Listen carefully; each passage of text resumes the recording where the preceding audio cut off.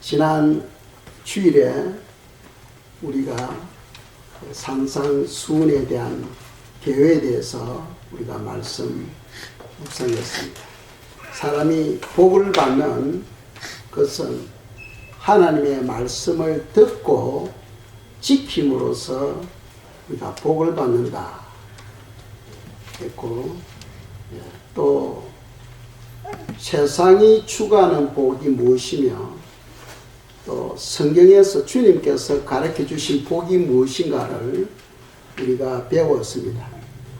우리가 복습하면은 세상이 추구하는 복 5가지가 있죠. 그걸 오복이라고 합니다. 그 5가지 복은 첫째, 오래 사는 것, 그리고 부자가 되는 것, 그리고 평강하고 건강한 것, 또 덕을 가까이 하고 좋아하는 것, 그리고 자기 명대로 살다가 죽는 것. 그것을 세상적인 복, 5가지 복이라고 저희들이 배웠습니다. 이 세상 사람들은 그것을 복의 기준으로 삼고 살아가고 있는 거죠. 그런데 주님께서 우리에게 가르쳐 주신 복은 무엇이냐? 바로 마태복음 5장 3절에서 10절까지 8가지 복을 말씀하고 있습니다.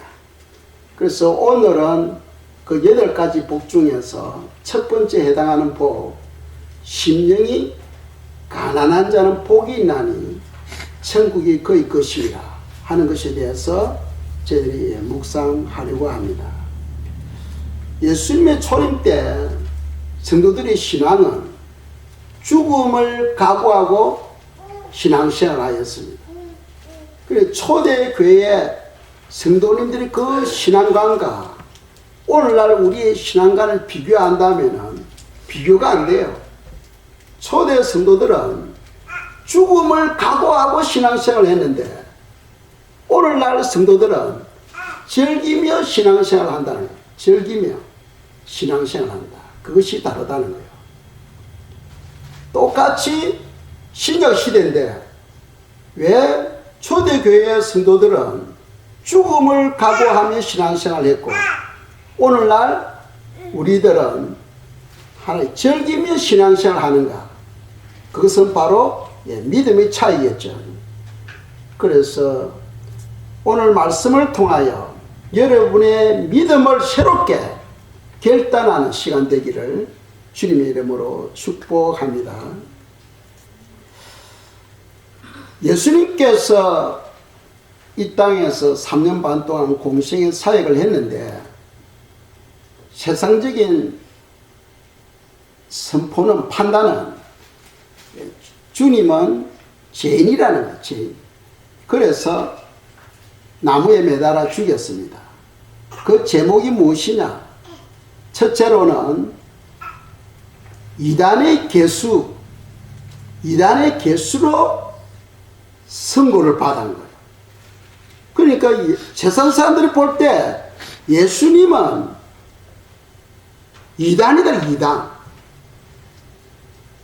그리고 두 번째로는 하나님의 아들이라는 것 때문에 신성모독죄로 선고를 받고 결국 십자가에 매달려 돌아가셨습니다. 그리고 그 위에도 누구든지 예수님을 믿으면은 출교하도록 교회에서 명령을 내린 거예요. 그러니까 초대교회는 죽음을 각오하지 않고는 예수님을 믿을 수가 없었습니다. 출교를 한다는 것은 그냥 교회에서 나가도록 하는 게 그런 수준이 아니죠. 오늘날에는 교회가 많아가지고 뭐 이 교회에서 마음에 안 들면 또 다른 교회로 가고 또 그 교회에서 마음에 안 들면 또 저 교회로 가고 옮겨 다닙니다만 이스라엘은 신앙 공동체입니다. 그래서 온 백성이 다 신앙을 가져요.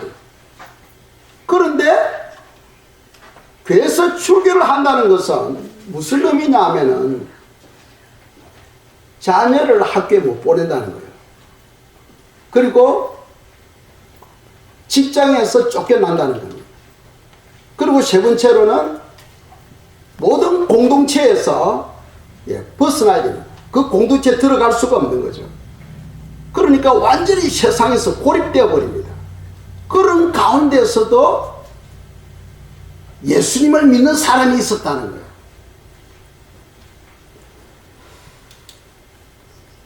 필리핀 예를 든다면 제가 그곳에서 14년 선교사로 있었으니까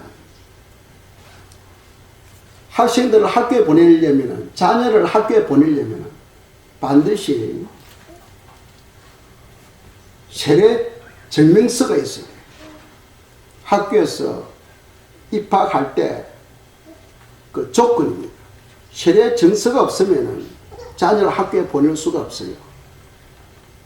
그래서 교회 안 다니는 사람들도 자녀를 학교에 보낼 때는 반드시 교회에 옵니다. 반드시 교회에 와가지고 세례 증서를 받습니다. 받을 때 저하고 확정을 해요. 제가 계속해서 앞으로 신앙생활 하겠습니다. 그런데 또 학교에 입학하고 나면 또 교회 나와요. 이스라엘 같은 데서는 출교 명령이 떨어지면은 자녀를 학교에 보낼 수가 없습니다. 그리고 또 부모는 회사에 다닐 수가 없어요. 또 다른 사람들과 교제도 다 끊쳐버립니다. 그러니까 죽음을 각오하지 않고는 예수님을 믿을 수가 없는 거예요. 자, 한 구절 보겠습니다. 요한복음 18장 37절입니다. 읽겠습니다. 빌라도가 이르되 그러면 너가 왕이 아니냐? 예수께서 대답하시되 내 말과 같이 내가 왕이니라. 내가 이를 위하여 태어났으며 이를 위하여 세상에 왔나니 곧 진리에 대하여 증언하려 함이로라. 무릇 진리에 속한 자는 내 음성을 듣느니라 하신대. 아멘. 초대교회 그러한 박해 중에서도 예수님을 믿는 사람들이 있었다는 거예요. 오늘날 그런 박해가 있으면 여기 몇 명 남아있겠습니까? 초대교회 그런 박해가 지금 있다면은 이곳에 지금 몇 명 앉아서 예배를 드릴 수 있겠어요? 그런데 주님께서 하시는 말씀이 물어 진리에 속한 자는 내 음성을 듣는다. 듣는다는 것은 그 말씀을 받고 순종한다는 거예요. 그리고 진리에 속하느냐 속하지 아니하느냐 그것이 문제죠. 그러니까 내가 죽으면 죽으리다 하고 끝까지 예수님께로 나오는 사람은 진리에 속한 자라는 거예요. 진리가 무엇인지 아시죠? 하나님이 진리시고 그분의 말씀이 바로 진리가 되는 겁니다. 그 진리에 속한 자는 죽음을 각오하고 예수님께로 나온다는 거예요. 마태복음 5장 19절입니다. 제가 읽겠습니다. 그러므로 누구든지 이 계명 중에 지극히 작은 것 하나라도 버리고 또 그같이 사람을 가르치는 자는 천국에서 지극히 작다 일컬음을 받을 것이요 누구든지 이를 행하며 가르치는 자는 천국에서 크다 일컬음을 받으리라. 아멘. 주님께서 사도들에게 말씀하실 때 바리새인들의 말은 듣되 그들의 행위는 본받지 말라 하셨어요. 그 말은 무슨 말이냐 하면 바리새인들 서기관들은 하나님의 말씀을 가르쳤지만은 그들의 삶은 말씀대로 안 살았다는 거예요. 오늘날 성도는 하나님의 말씀을 바로 알고 그 말씀대로 살아야 된다 하는 것을 주님이 우리에게 가르치고 있는 거예요. 그러니까 하나님의 말씀을 받고 가르치는 자가 천국에서 크다는 거예요. 말씀을 가르치는데 그 말씀대로 살지 아니하면은 주님을 믿기 때문에 구원은 받지만은 천국에서 작은 자가 된다 하는 것을 우리에게 말씀하죠. 그래서 우리가 지난주 묵상할 때 진정한 복은 하나님의 말씀을 받고 지키는 자다 하는 것을 묵상했는데, 성경에서 맨 마지막 성경 요한계시록 그리고 맨 마지막 장 22장에서 뭐라고 말씀하냐면 요한계시록 22장 7절입니다. 함께 읽겠습니다. 보라, 내가 속히 오리니 이 두루마리 예언의 말씀을 지키는 자는 복이 있으리라 하더라. 아멘. 사도 요한이 예수님께서 하시는 말씀을 지금 성경에 기록하고 있죠. 두루마리 예언의 말씀 무슨 말이냐면, 초대교회는 인쇄술이 발달되지도 못했고 또 인쇄를 통해서 성경이 기록된 것을 성경 취급을 안 했습니다. 반드시 성경은 서기관들이 소가죽에다가 적어야 되는 거예요. 그래서 그 두루마리로 만들어서 그들이 성경을 보관했던 겁니다. 성경 전체가 66권이니까 예를 들어서 요한계시록인 것 때문에 꾸러미가 한 이 정도 될 거예요. 이 정도. 1장에서 22장까지 소가죽에다 일일이 사람이 성경을 썼으면 한 이 정도 될 거예요. 그렇다면은 창세기부터 요한계시록까지 66권이면은 그 분량이 얼마나 많겠어요. 그리고 일반 가정에는 성경이 없었습니다. 특별한 가정에만 성경을 보관하고 있었어요. 그런데 하나님께서 우리를 축복하셔서 오늘날 인쇄술이 발달해서 성경 전체 66권이 이렇게 책 한 권으로 묶여가 나오는 거예요. 엄청난 복이잖아요. 초대교회 성도들은 성경을 읽으려고 해도 성경이 없어서 읽지를 못하고 하나님 전에 들어가서 서기관들이 읽어주는 걸 듣고 순종했다는 거예요. 그런데 우리는 이렇게 하나님께 복을 주셔서 66권을 책으로 만들어서 손 안에 딱 들어오도록 해준 거예요. 그럼에도 불구하고 초대교회는 성경을 조그마한 성경 발견하면 거기에다가 종이에다가 적어가지고 그걸 읽고 외우고 했는데, 우리는 성경 전체를 다 가지고 있음에도 불구하고 성경을 가까이 하지 않고 살아가고 있다는 거예요.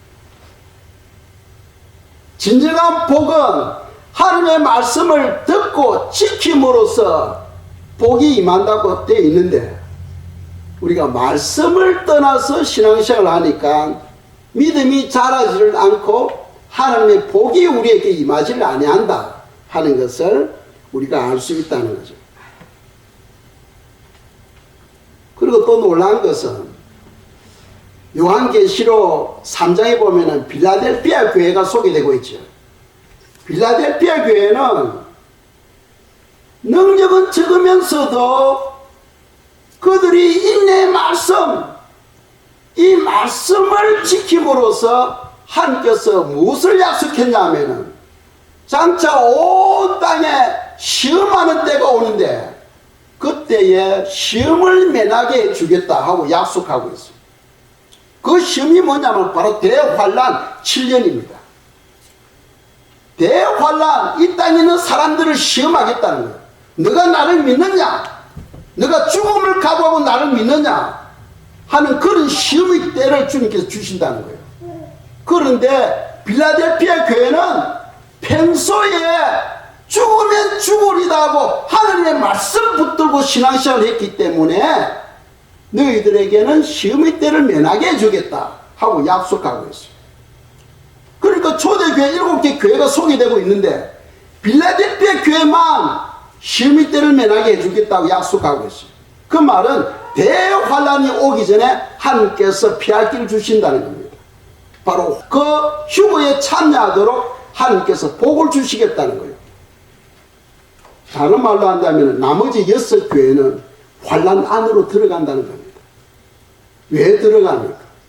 하나님의 말씀을 듣고 지키지 않기 때문에 하나님께서 그들에게는 피할 길을 안 준다는 거예요. 그 다음에 이 말씀으로 살아가는 성도들은 말씀 붙들고 살아가야 되는 거예요. 그래서 요한복음 1장 1절에 태초에 말씀이 계시니라, 이 말씀이 하나님과 함께 계셨고 이 말씀이 곧 하나님이시니라 하고 말씀하고 있어요. 우리가 하나님을 사랑하는 사람은 말씀과 더불어 살아야 되는 거예요. 진정 여러분들이 하나님을 사랑합니까? 하나님을 사랑하는 자는 하나님의 말씀 붙들고 살아가야 되는 거예요. 그래서 요한복음 14장 21절에 나의 계명을 가지고 지키는 자라야 나를 사랑하는 자니 하고 말씀하고 있어요. 많은 사람들이 하나님을 사랑한다 하면서도 말씀과 상관없이 살아가고 있어요. 그냥 자기 지식대로, 자기 생각대로 살아가고 있어요. 그건 하나님을 사랑하는 게 아니에요. 하나님을 사랑하는 자는 하나님의 말씀을 받고 그 말씀대로 살아가는 자가 하나님을 사랑하는 자고, 그런 자가 바로 복을 받을 자다 하는 것을 성경 우리에게 말씀하고 있다는 거죠. 마태복음 5장에서는 8가지 복을 예수님께서 말씀하고 있어요. 이 복은 세상이 주는 그 5가지 복하고 완전히 차원이 달라요. 차원이 달라요. 예수님은 세상의 복을 기준으로 삼고 살아가는 것이 아니고 하늘의 복을 위해서 이 땅에서 사셨다는 거죠. 그래서 팔복이 주는 것은 뭐냐 하면은 사람이 예수 그리스도를 믿고 그리고 영적으로 성장하여 온전한 사람이 되기까지 그 단계를 이 8가지 팔복으로 말씀하고 있어요. 그래서 그 첫 번째 단계가 무엇이냐? 바로 심령이 가난한 자가 된다는 겁니다. 심령이 가난한 자에게 하나님의 영이 임하는 거예요. 심령이 가난한 자가 바로 하나님을 찾는 겁니다.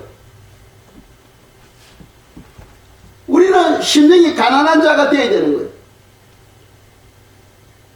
마태복음 5장 3절입니다. 읽겠습니다. 심령이 가난한 자는 복이 있나니 천국이 그들이 것이며. 아멘. 그러니까 천국은 어떤 사람이 가는 곳입니까? 심령이 가난한 자.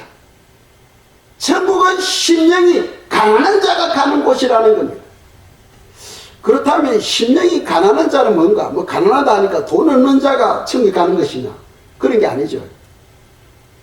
성경에 보면은 하나님의 복을 받아서 이 땅에서 거부가 된 사람들 많이 있죠. 욥이 그러하고 또 아브라함이 그러하고 아브라함의 아들 이삭이 또 그러하죠. 또 야곱도 그러하죠. 그들 거부가 돼서 거부를 하면서 엄청난 부자가 되었다는 거예요. 여기서 심령이 가난하다는 것은 내가 돈이 있고 없고 그런 것이 아니죠. 그런 것이 아닙니다. 이 땅에서 엄청난 돈을 가졌을 때 왜 하나님께서 그런 사람 그런 복을 주시느냐? 바로 나눠주기 때문에. 아브라함 보세요. 아브라함이 지나가는 나그네를 붙들어서 섬기는 것. 또 그 아들 이삭을 보세요. 큰 기근이 왔는데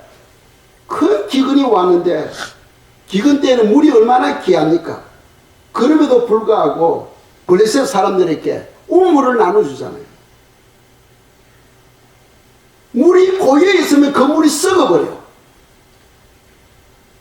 사해 바다는 물이 항상 고여 있기 때문에 그는 소금물이 되어버려요. 고기가 살지를 못해. 하나님은 누구에게 복을 주느냐 하면 말씀을 받고 순종하는 자.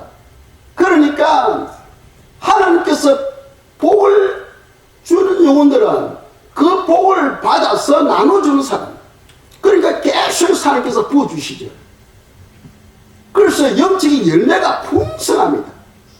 그 이삭이 우물을 블레셋 사람들이 나눠줌으로 말미암아 블레셋 사람들도 그 기근 때에 곡식이만 잘 되는 거예요. 그게 누구의 열매입니까? 바로 이삭의 열매가 되는 거죠. 여러분들이 나누어 줄 때에 하나님께서 이 땅에 필요한 모든 것을 채워주실 뿐만 아니라 영적인 열매도 풍성하게 하는 거죠. 그런데 나를 위해서만 돈만 모으고 있으면은 그 돈은 썩어버려요. 썩어버려요. 그래서 말세 때 남을 생각하지 않고 자기만 돈을 모으고 있으면은 그건 죄가 되죠. 그래서 그 재물이 자기를 미혹해서 죄를 범하게 한다. 일만하게 뿌리가 된다 하는 것을 성경은 우리에게 말씀하고 있어요. 자, 심령이 가난하다, 부하다. 그럼 이게 무슨 뜻인가? 먼저 심령이 부하다는 것은 쉽게 생각하시면 됩니다. 심령이, 즉 마음, 심령이 부하다는 것은 자기에게는 자랑할 것이 많다는 거예요. 자랑할 것이 많다. 누가 여러분들에게 말할 때, 나는 높은 교육을 받았고 자녀들이 잘 되고 아름다운 집과 비싼 자동차와 또 자녀들도 공부 잘하고 막 이런 자랑 저런 자랑, 자랑할 것이 많은 걸 뭐라고 말하냐? 심령이 부유하다는 거예요. 심령이 부유하다. 요한계시록 3장에 보시면은 라오디게 교회를 소개하고 있습니다. 라오디게 교회는 심령이 부유한 교회였습니다. 그들은 자랑할 것이 많아. 교회로서 선교도 잘하고 있고 전도도 잘하고 있고 봉사도 잘하고 있고 자랑할 것이 너무 많아서, 그런데 하나님의 시각에서 볼 때는 보지 못하는 맹인이요, 가난한 자였다는 거죠. 집에 가서 라오디게 교회에 대해서 요한계시록 3장을 읽어보시기 바랍니다. 이게 왜 그런 현상이 오느냐? 심령이 부유하다는 것은 남들에게 자랑할 것이 많다. 우리는 예수 그리스도 안에서 자랑해야 된다는 거예요. 즉 무슨 말이냐면 예수님을 자랑하는 우리 삶이 되어야지.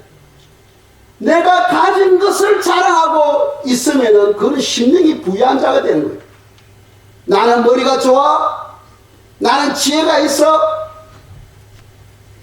나는 또 성령의 은사가 많아. 그 은사가 구원하는 게 아니죠. 은사는 열매를 맺도록 하기 위한 도구에 불과하지, 그것이 바로 구원을 보장하는 건 아니다는 거죠. 여러분들이 바로 아셔야 됩니다. 그래서 심령이 부유하다는 것은 남들에게 자랑할 것이 많다. 또 두 번째로는 하나님 중심보다도 자기 중심으로 사는 사람이에요. 그 말은 무슨 말이냐면 모든 삶에 자기가 바로 왕이,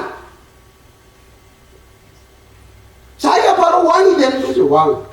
그리고 모든 것이 다 나를 위해서 존재해야 되는 거죠. 그것이 바로 심령이 부유한 자예요. 부유한 자는 모든 삶에 자기가 왕이에요. 그냥 예수님을 걸치고 있는 수준이, 예수님 안 믿으면 그냥 지옥에 가니까. 그런데 핵심적으로 그냥 걸치고 사는 것이 바로 심령이 부유한 자입니다. 그러니까 심령이 부유한 자는 자기 의로, 자기 생각으로 신앙생활하는 사람. 모든 것이 다 자기를 위해서 존재해야 돼요. 그런데 성경은 심령이 부유한 자가 복을 받는 것이 아니고 그 반대로 심령이 가난한 자가 복을 받는다 하고 성경 가르치고 있습니다. 그렇다면 심령이 가난한 자는 어떤 사람이냐? 자기 마음을 비우고 오직 하나님만이 나의 소망이다 하고 살아가는 사람이에요. 남들 앞에 내놓을 게 없어. 가난하니까 내놓을 것이 없어. 생명이시여 하나님만이 나의 소망이시여 하나님만이 나의 구원이시여 오직 하나님 중심으로 자기 중심이 아니고 전적으로 하나님 중심 하나님의 영광 하나님의 기쁨 그것을 위해서 살아가는 사람이 바로 심령이 가난한 사람이라는 거예요. 하나님 한 분만으로 만족하는 사람 오직 예수 그리스도 그분 한 분만으로 만족하며 살아가는 사람 그런 사람이 바로 심령이 가난한 사람이라는 거예요.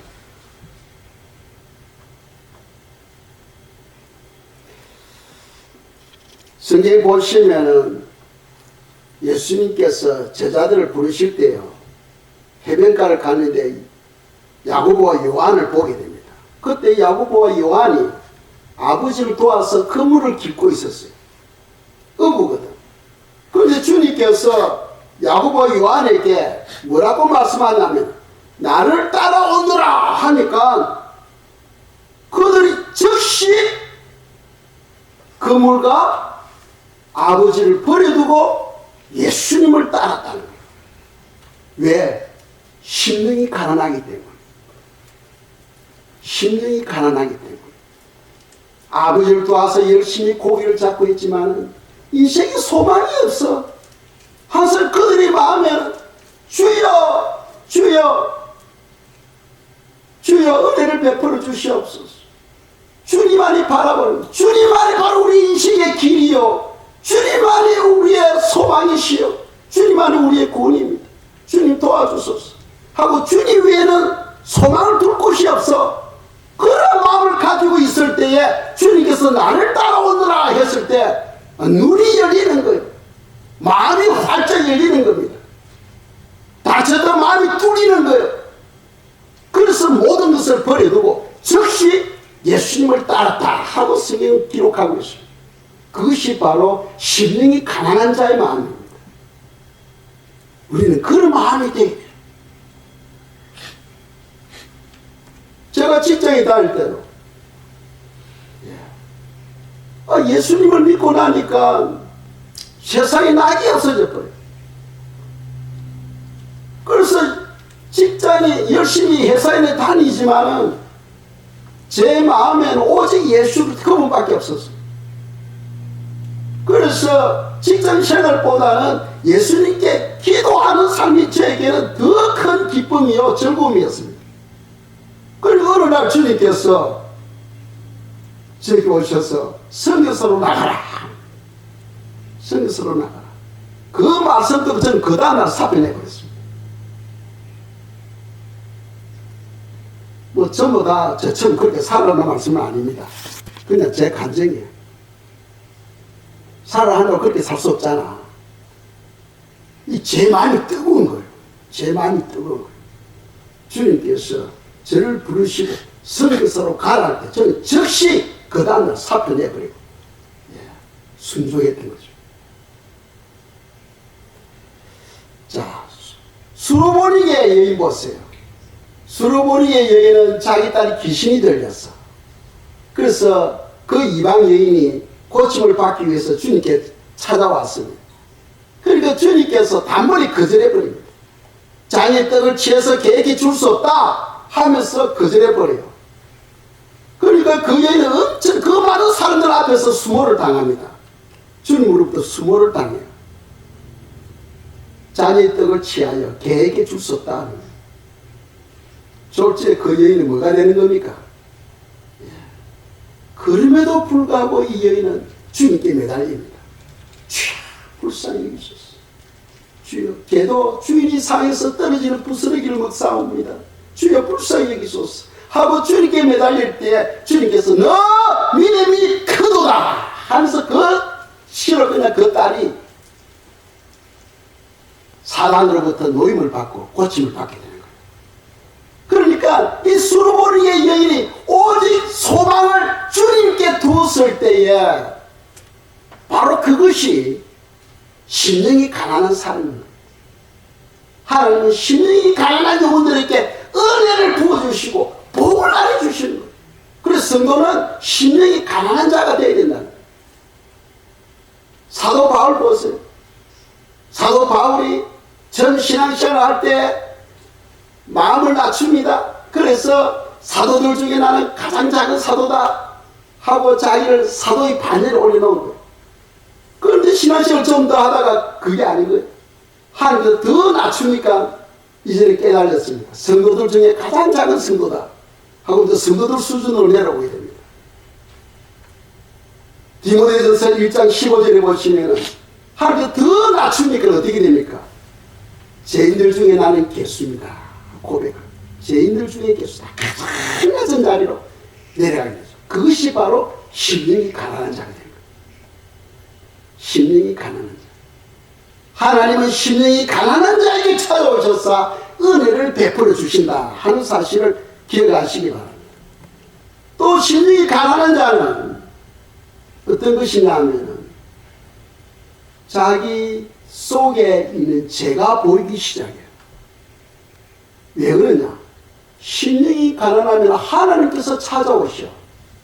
하나님의 빛이시니까 내 마음에 하나님의 얼굴이 빛을 비추면 내 마음속에 있는 모든 더러운 것들이 보이기 시작하는 거예요.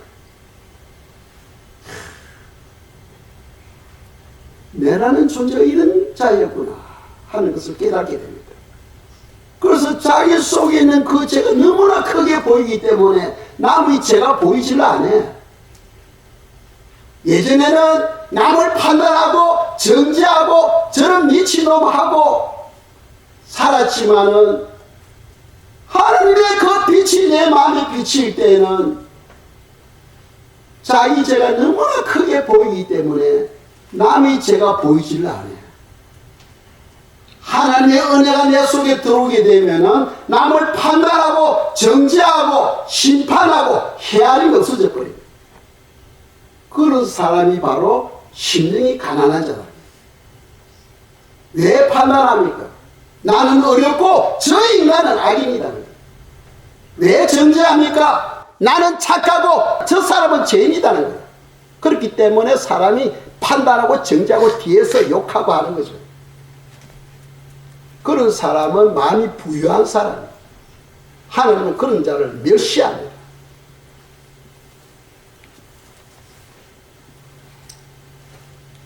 세리가 기도하러 주님께 하나님의 전에 들어왔어요. 그 세리가 자기 자신을 보니까 너무나 죄인인 거예요. 그래서 감히 자리에 앉지도 못하고 성전 맨 뒤에 서서 두 손을 들고 눈물을 흘리면서 하나님께 기도하죠. 주여 불쌍히 여기소서. 불쌍히 여기소서. 그것이 바로 심령이 가난한 자의 마음입니다. 우리 마음이 심령이 가난한 마음이 될 때에 하나님의 은혜가 들어오고 하나님은 그런 영혼을 통해서 복을 주시는 거죠. 이 심령이 가난한 자는 복이 나니 천국이 그들이 것입니다. 천국은 심령이 가난한 자들이 모여서 사는 곳입니다. 심령이 부유한 사람은 그런 천국에 예수님을 믿기 때문에 천국은 갈 수 있지만 심령이 가난한 자들이 모여 사는 그런 처소에는 들어갈 수가 없어요. 우리 성도님들은 심령이 가난하여 시온성 예루살렘 성에 들어가야 됩니다. 들어가야 돼요. 저는 다 그렇게 들어갈 줄 믿습니다. 그런데 문제는 사람이 어떻게 심령이 가난한 자로 변화될 수 있을까? 그것을 알아야 되는 거죠. 우리는 처음부터 다 심령이 가난한 자가 아니에요. 심령이 가난한 자로 우리는 변화되어져야 됩니다. 그럼 어떻게 하면 변화될 수 있을까? 하나님께서는 우리에게 고난을 주죠. 고난. 때로는 연단을 줍니다. 연단하십니다. 그래서 철도 연단함으로써 강칠이 되죠. 사람도 한테 연단할 때 강한 믿음이 사람으로 자라가게 되는 거죠.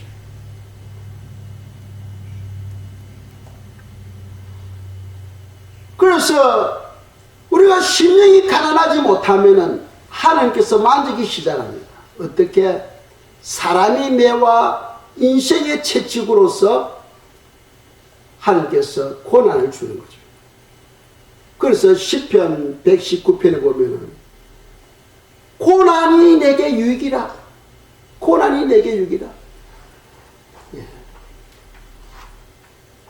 우리가 고난을 받을 때 하나님께서 지금 내 마음을 만지고 있다 하는 것을 생각하고 감사할 줄 알아야 돼요. 불평하는 것이 아닙니다. 심령이 부유한 사람은 불평해. 어떤 고난에 어떤 환경이 어려워지면 불평해. 내가 어떻게 살아왔는데, 내가 어떻게 주님을 믿었는데 왜 나에게 이런 고난이 오느냐 하고 불평해. 그런 사람들은 심령이 부유한 사람들. 심령이 가난한 사람들은 주여 감사합니다. 나를 만져주시니 감사합니다. 나를 만져주시니 감사합니다. 하고 불평 대신 오히려 하나님께 감사의 제사를 올려드리는 사람이에요. 그래서 사무엘하 7장 14절 말씀을 함께 읽겠습니다. 나는 그에게 아버지가 되고 그는 내게 아들이 되리니 그가 만일 죄를 범하면 내가 사람의 매와 인생의 채찍으로 징계하려니와 아멘. 하나님은 우리를 자녀로 생각하고 있다는 거예요. 부모가 자녀를 징계하는 건 너무나 당연하다는 거예요. 남이면 상관없어. 남이 뭐 죽든 살든 무슨 관계 있어. 그런데 하나님은 사랑이시라. 자기 자녀를 돌보시는 분입니다. 자녀가 죄를 범하면 사람의 매와 인생의 채찍으로 고난을 통하여 심령이 부유한 그 마음을 심령이 가난한 마음으로 하나님께서 만지신다는 거죠. 주님을 소유하는 것이 바로 복 중의 복이에요. 그 복은 아무나 받는 것이 아니죠. 이 땅에 많은 사람들이 살고 있지만은 주님께 나와서 예배드리고 주님으로부터 말씀을 받고 주님을 의지하고 사는 사람이 얼마나 되겠어요. 그 복 받는 사람은 많은 숫자가 아닙니다. 소수입니다. 소수. 심령이 부유한 자는 늘 남을 판단하잖아요. 교회를 비난하고 목사를 비난하고 끊임없이 비난하다가 삽니다. 왜 그렇습니까? 심령이 부유하기 때문에. 그런 사람에게 복이 임하지 않습니다. 하나님께서 연단을 주도 깨달지 못할 때는 나중에 하나님께서 버려버립니다. 버려버려요. 그래서 우리는 심령이 가난한 자가 되어서 천국을 소유하는 우리 성도님들이 되시기를 주님의 이름으로 축복합니다. 이 시간 저희들이 기도하겠습니다.